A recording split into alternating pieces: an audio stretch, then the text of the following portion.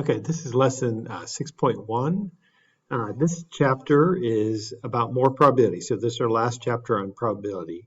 So a little different than the last chapter, but it's good probability stuff in there. So first thing is 6.1a. There's two lessons. There's three sections, 6.1, 6.2, 6.3. I think all of them I'm splitting into two sections, so A and B. So first of 6.1. So what is a probability model? You want to see what it looks like. That's a picture of it, that table. So it has a value. Sometimes I call that an amount of X, some variable there. And then it has the probability of getting that particular outcome. So in this case, if you think about the sample space, we talked about that a while back, of tossing 3 coins, you might get tails, tails, tails. That's the first example there. That's 1 out of 8 times you would get that. You might get some combination of, in this case, it's the number, X is the number of heads attained. So you can see the 3 outcomes there. You can see that heads, tails, tails, or tails, heads, tails, or tails, tails, heads, all have exactly 1 outcome. So out of the 8 possible outcomes of flipping 3 coins, 3 of them have exactly 1 head showing.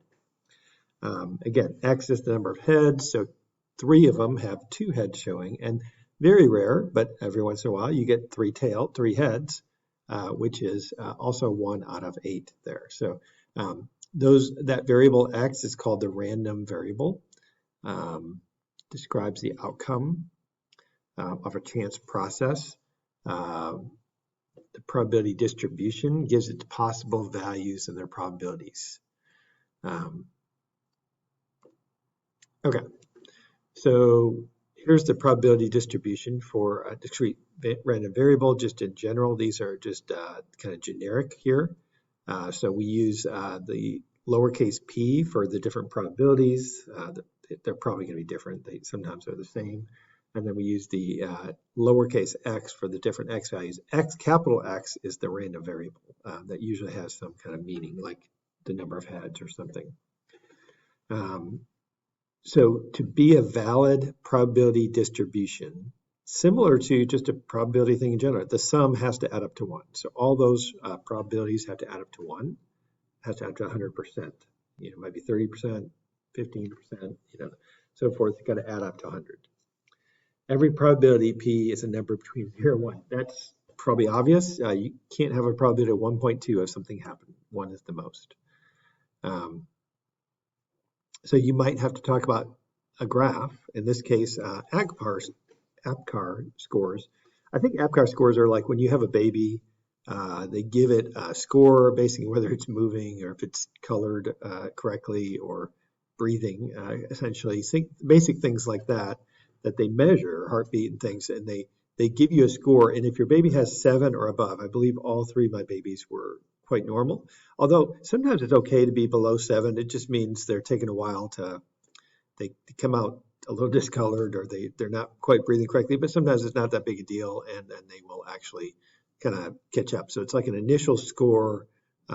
Doesn't necessarily mean that much, but you definitely want 7 or above. You want your babies to have a score 7 or above. You can see that most of the time babies have, this is a frequency bar. You can see almost half the time a 9 is the score, or very close to a 9 there.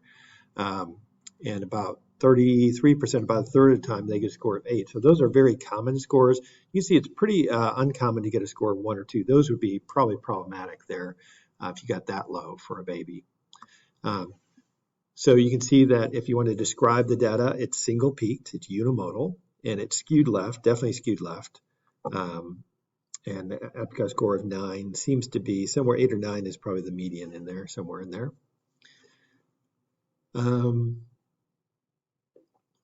So we want to find out what's the probability. Oh, they said, what is the probability of beginning 7 or more, right? That's a good score for APGAR score.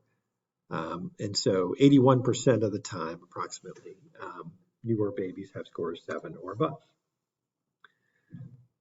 Okay, so that was just looking at the chart and getting that. So you could actually just, if you knew the percentages at the top, it's hard to know those. It looks like 0.33 plus 0.45 plus 0.5 or something around that neighborhood adds up to 81%. So you're just looking at the chart and getting it from there. Okay, Pete's Jeeps Tours offers a popular day trip in a tourist area. This actually works with, I've done some excursions, and sometimes they have to have at least a certain number, in this case 2 passengers, or the trip won't run, and the vehicle holds up to 6 passengers. So obviously the operation would much prefer to have 6 passengers. They get more money that way. And if they do, you can see if you have 6 passengers, you get $900. You have 5, you get $750. You have 4 passengers, you get $600, and so forth. And so the lowest they'll take is 2. So the lowest they'll take in, as far as charges, is $300. So make a histogram. So you could do this. Just on your paper. You can see the x variable there seems to be the total number collected. To get the y variable, so I'm just going to go up by 5, so hopefully this will work. Looks like the highest is 35, so this is 0.05 or 5%, 0.1, 0.15, 0.2, 0.25, 0.3, 0.35. Okay, so we go up to the, so it looks like 300 goes up to 0.15, so like somewhere around there. 450 goes up to 0.25, so it goes up to 0.25. 600 goes up to 0.35, wow, so it goes all the way up there. And 750 goes to 0.2, only to 0.2, somewhere around there-ish. And then 900 goes to only 0.05, so somewhere around there. So your chart probably looks something like that. You can make one, and it's pretty easy to do by hand. You can also do it in the calculator. So let's just try the calculator and see if you like doing it this way. I don't know if it's necessary, but you could. So I'm just going to call this one total and put in the totals there, 300, 450, 600, 750, 900. And then probability, I'm just going to put prob. Make sure if you do a second one, you might have to call it something different than prob, but prob for probability. So 0.15, 0.25, or you can always just start a new document every time. That'd be fine. 0.2, 0.05. Okay, so we're going to go to data statistics page. Definitely our x variable, we know it is total. And this is where, if you right click on this, or probably there's a way to do it in a menu as well. So we want to add a Y summary list. If you have menu to plot properties, or you right click on the Y variable spot there, it'll say Y summary list.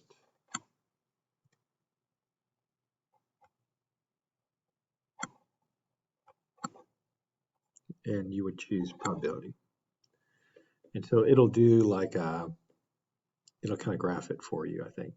So if you want to do that, you could. That looks pretty much like our graph, right? So it'll again do that for you if you need it. I don't know if it's needed there. You're just trying to get the shape from it, and so you would describe the shape. So what is the shape of that guy? So approximately symmetric, unimodal with a peak at near 650 there, or near 600 actually. I'm looking at that's the only thing, the scale on this one doesn't always be what you like if you use the calculator, so it's a little bit better sometimes to do it by hand in that case.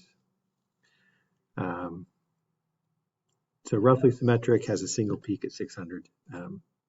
Okay, the mean or expected value. So I need you to understand those words go together. The mean, when they say what is the expected value, it's really asking for the average or the mean. It's kind of like a weighted average in a way. We use that word expect sometimes. So like, for example, if I shot in high school, I shot 60% from the free throw line. So if I did that today and shot 10 free throws, how many would you expect me to make? And you might expect I would be around my average, right? I might get 6 out of 10, right? So, I mean, I might be rusty and do worse, or get lucky and do better, but on average. So when you think of the word expected value, I want you to think you're really asking on average, or what's the average there? So that's really what you're asking. The formula is down here at the bottom.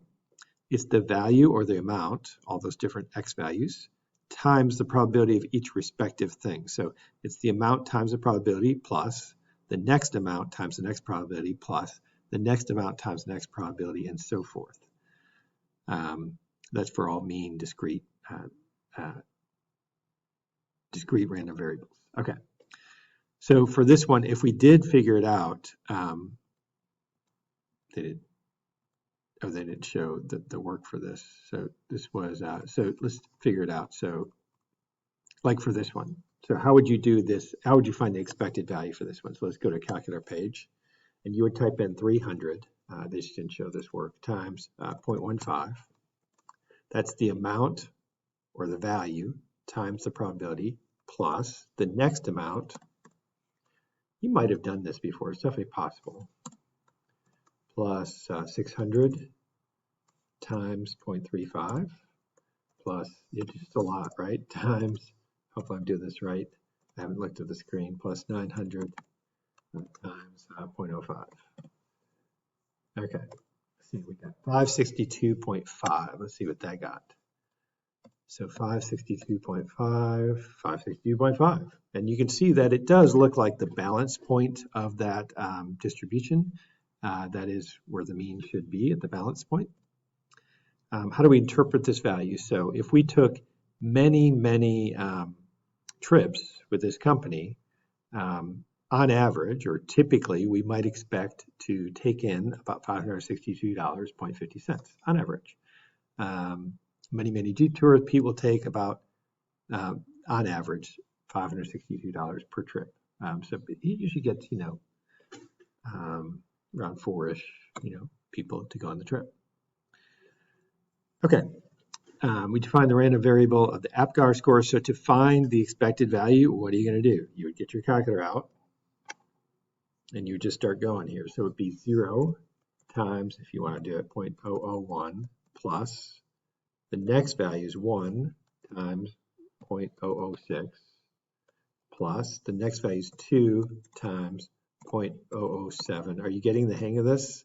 Plus 3 times 0.008 plus 4 times 0.012 plus 5. Helps me to say it, times 0.020 plus 6 times 0.038 plus 7 times 0.099 plus 8, I'm almost there, times 0.437. It's really easy to make a mistake. I don't know if you knew that. So this is pretty impressive what I've done so far. I don't think I've made a mistake. Oh, I have. See, I shouldn't talk. Okay, so 8 times 0.319. Okay, plus 9. I'm almost on the home stretch. Hopefully, I don't know. See if I can do this. It's just a lot. It's easy to make a mistake. I don't know if you've caught that. Okay, I think it's 8.128. 8.128. Right, it's just hard to, you're just typing it all in. I sometimes don't look when I'm typing. I'm just typing away, and sometimes I make a mistake and don't realize it or something. But that's the idea of it. If you interpret that value, right, if many newborns are randomly selected, their average APGAR score would be about 8.128. That's what we would expect to happen. Expected value is the average, right? It's just the average. It's like a weighted average. So how can we find the median? This is kind of a weird concept the first time I saw it. I don't think it's a very common question, but it could be asked. So it helps to look at the cumulative probability distribution. So they'll actually do this sometimes. They'll show you the cumulative. So cumulative means you're adding every time. So 300 involves 15% of the folks do that. So which essentially it's like 15% of the time he gets 2 passengers basically. 25% of the time he gets 3 passengers essentially there. So if you add up the 15% and 25% just with the 300s and 450s, that incorporates 40%. That's what that cumulative probability. You add up the 15 plus 25, that's 40%. 600 incorporates 75%. So the way the thing works is as soon as you get to 50%, in this case it didn't fall right on 50%, and you can't have half a person. So the closest number to 50 percentile that's bigger than it is the 50th, is the median, essentially. So it's the smallest value that the cumulative average exceeds 0.5. So 0.75 was the closest to 0.5 that was over 0.5. So 600 is that number. 600 is the median, essentially. And that looks about right, too. It looks like it was somewhat symmetric, so 600 would be in the middle. So that actually makes sense. Okay. Try a few problems. Just make sure you're getting it. Love snow days. They're fun for everybody involved, usually. So as long as you have heat in your house. So I grew up in Michigan. Sometimes we get snow days. That has to be pretty big snowfall for that to happen. Define the variable X, the number of snow days in a certain high school in Michigan for a randomly selected school year. Okay. So to be a valid probability model, they've got to add up to 1, right? So so the event has 0 snow days. So how would we find that? So first of all, you might think about the notation you might use. So you might say the probability that X, capital X, equals 0 equals, and then you're going to calculate. It's actually going to be 1 minus, I'm running out of room here, all those things added together, if that makes sense. All those probabilities added together would be what that would be. So you get your calculator out. I think I can see the first one, 0.19 plus 0.14 plus 0.1 plus 0.07 plus 0.05 plus 0.04 plus 0.04 0.02 plus 0.01 plus 0.01. So I add those up and then subtract that from 1 because they have to add up to 100% or 1. So 1 minus that value, you get 33%. So I think that that number will be 33% for 0 snow days. So about 1/3 of the time, 33% of the time, you don't get any snow days when you're in Michigan.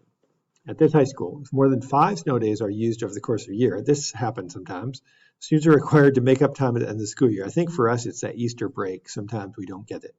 What's the probability the randomly selected school year will require those makeup days? So what's the probability that that will happen? It doesn't happen that often, but we need 5 or more. So what are you going to do with those numbers there? So those numbers, we know what 5 is. We know the probability. So it would be 5 is 0.05. So it says, whoops, it says more or more. So plus 6 would be okay. So 0.04, because again, you're going to have to make up the days if it's 5 or more. If more than 5, sorry, I didn't read it carefully. If more than 5. So the first number we're going to add is 6. Ooh, I don't want to have to make up those days if I don't need to. So more than 5 means 6, 7, 8, 9, or 10. So 6 plus 7 plus 8 plus 0.01 plus 0.01. So that's 6, 7, 8, 9, and 10. Those probabilities you're adding together, it should be 12%. Let's see how we did. Yeah, so 12% of the time that's going to happen. And again, the notation is X is the random variable we're studying there. So probably the X is greater than 5, bigger than 5, not equal to 5, right? So don't make that mistake I almost made there. If you don't read it carefully, you'll make mistakes like that. Okay, another snow day. So make a histogram. So again, I think we, why don't you do this? But I think we did something like that a few minutes ago. You just kind of, on the x-axis are the x variables, 0 through 10, and you're going to draw it up. And you can hopefully see and describe it. It definitely looks skewed to the right. It's unimodal. Single peak is at 0. And so that's the basic idea of that one. Okay, we saw this bonus before in a different problem, and now we're asking a different question. What is the expected value? So again, what you're going to do is get your calculator out and go, well, let's just start working this. So if I can see that first one. So be the value or the amount times 0.89, the probability of that happening, plus the next value, 15, times 0.098, plus 25 times 0.010. As the numbers, the gift cards get bigger, you have a less of a chance of this happening, right? 100 times 0.002. So I get 6.37.